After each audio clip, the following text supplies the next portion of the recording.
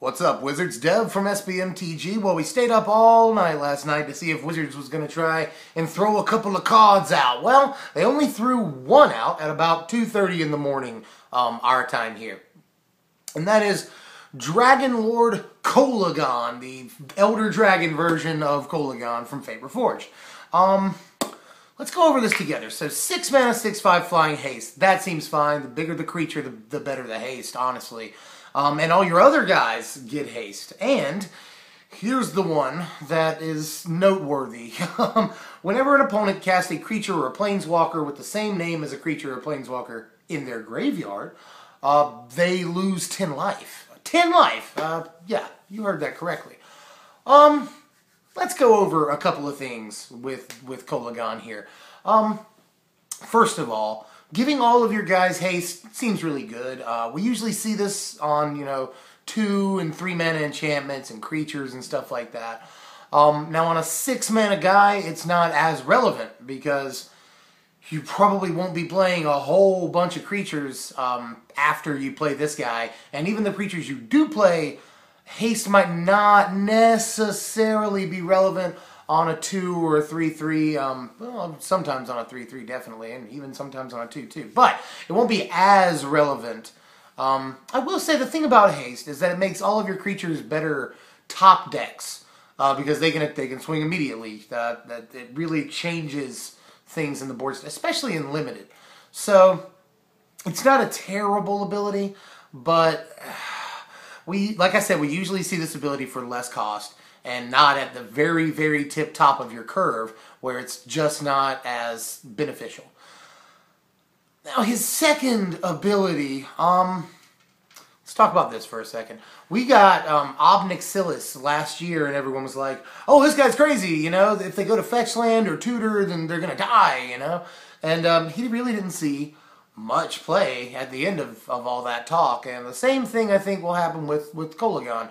I know I'm very discerning, very discriminatory when it comes to what cards I think will be standard viable. And I think that Kolaghan has a shot, but I wouldn't get too wrapped up in this second ability. I will say a couple of things. First of all, I don't like that it doesn't punish them for trying to remove Kolaghan.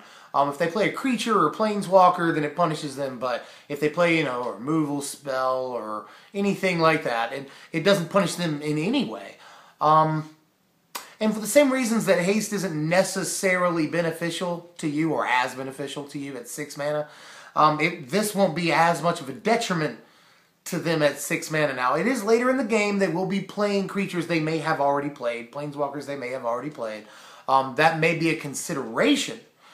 But, same token, once the game gets to that point, the 6th and 7th turn, then you're looking to close the game. You're not looking to play, the same guy that you played on the 2nd turn, is my point.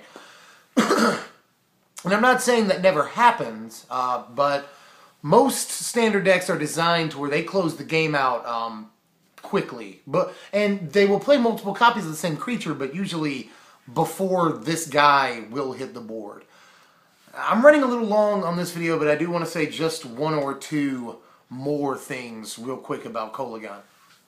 So, a lot of the aggressive decks that we see in Standard right now do run a lot of copies of the same creatures. Your blue-white heroics, your Jeskai, your red-white tokens, even your green devotion and your Abzan. Because they all play, a lot of Elvish Mystic, a lot of Caryatid, a lot of Courser, a lot of Siege Rhino, lots of copies of the same guys. And a lot of Standard decks, obviously, are like that. For consistency reasons, because that's how we play Magic. That being said, I do think that this is kind of cool in that, they can't play their Seeker of the Way again. They can't play their Manus Rider again. They can't play their Sylvan Caryatid again. Their Courser of Krufix that you've removed, they can't deal with that.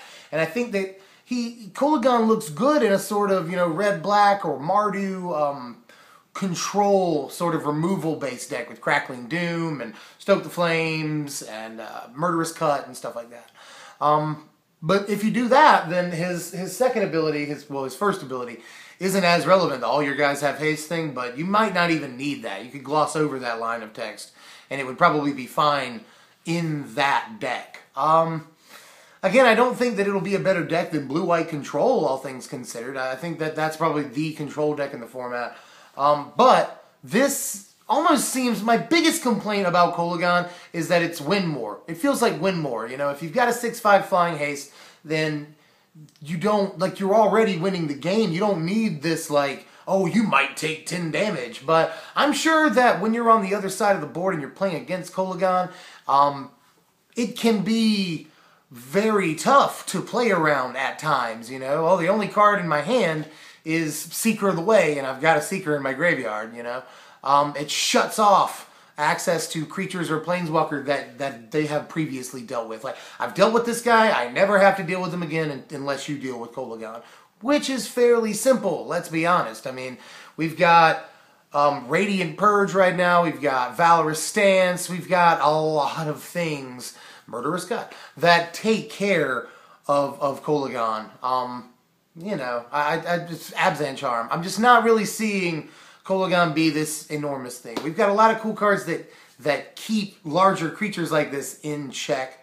And I hate to do it, but I'm gonna give Kolaghan like a flat, well, let's say a 6.75. I know that's super low, but this has the hallmarks of a card that looks a lot better than it actually is. Now, there's going to be a lot of dragons in this format and a lot of high mana cost cards, thus maybe slowing the format down.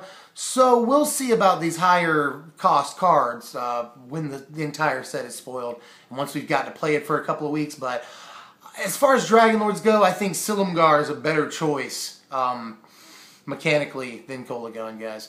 That's all for now. Wizards will probably put up more spoilers at 11 a.m. We're about an hour away from that now. But guess when I go to work? I go into work at 11 a.m. So, as soon as we can get some more spoilers up for you guys, we will. We're looking out for you, man. I'm Deb from Strictly Better MTG. We'll see you guys next time.